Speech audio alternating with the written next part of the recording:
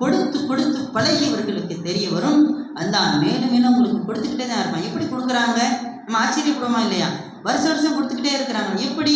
அல்லாஹ் அவர்களுக்கு அதை வளர்த்து கொடுப்பான். வயிறு சதக்கா, அல்லாஹ் சொல்லுகிறான், உங்களுடைய ஜக்காத்தை அல்லாஹ் வளர்ப்பான். இதைத்தான் நான் சொன்னேன், நீங்கள் 1000 கொடுத்தா அல்லாஹ் உங்களை லட்சத்தில் கொடுக்க வச்சிரும்.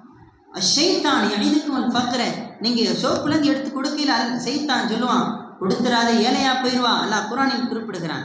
உங்களுடைய ஆள் மனதில் சைத்தான் ஊசலாட்டத்தை ஏற்படுத்துவான். நீ கொடுத்தா ஏழையா போயிடுவேன், உனக்கு வேணுமா இல்லை, நீ சம்பாதிச்சது என்று சைத்தான் உங்களுக்கு மத்தியில் உங்களுடைய உள்ளத்தில் வறுமையை, உங்களுக்கு ஏழ்மையை பயப்பட செய்வான். அல்லாஹ் சொல்லுகிறான், வல்லாஹ் யஇதுக்கும் மக்ஃபிரத்த மின்ஹு வ ஃபத்லா, அல்லாஹ் உங்களுக்கு வாக்குறுதி தர்றான்.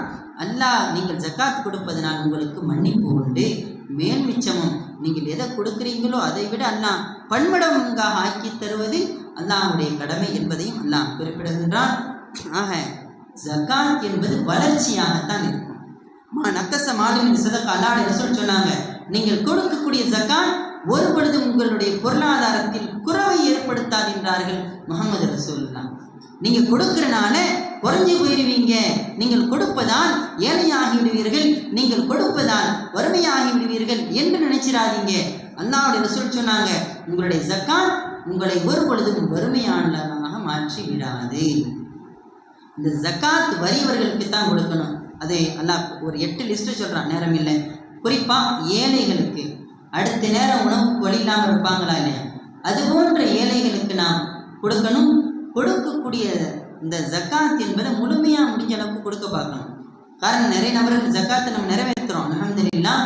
அந்த ஜக்காத் என்பது இப்போ பிரித்து கொடுக்கறதுனால அதனால் என்ன வளர்ச்சி? ஜக்காத்துனா நம்ம வளர்ச்சின்ற பொருள். கொடுக்குற நமக்கும் வளர்ச்சியாக இருக்கணும்.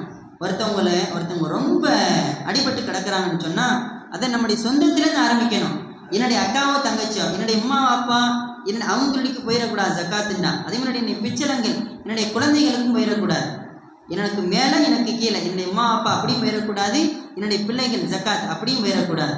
என்னுடைய அக்கா தங்கை அந்த மாதிரி அளவு கஷ்டப்படுறாங்கன்னு சொன்னால் ஒட்டுமொத்த ஜக்காத்தையும் கணக்கு பண்ணி கால்குலேட் பண்ணி அவங்களுக்கு போய் கொடுத்துட்டா, அவங்க ஒரு கடையை இதை வச்சு இன்னைக்கு ஜக்காத்து வாங்குறவங்க நாளைக்கு ஜக்காத்து கொடுக்குறவங்களா மாறிடுவாங்களா இல்லையா?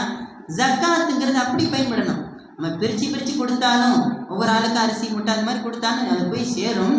இருந்தாலும் ஜக்காத்தின் மூலமாக வறுமைகள் ஒழியப்பட வேண்டும். வறுமை ஒழியணும். ஏழையாக இருக்கிறவன் அடுத்த வருஷம் பணக்காரனாக மாறிடணும். இன்னைக்கு ஜக்காத்து வாங்குற ஆள் இந்த வருஷம் வாங்குற ஆள் அடுத்த வருஷம் ஜக்காத்து கொடுக்குற அளவுக்கு மாற்றி விட்டுறணும். அதுதான் ஜக்காத் என்பது. அது நமக்கும் வளர்ச்சியை பெற்று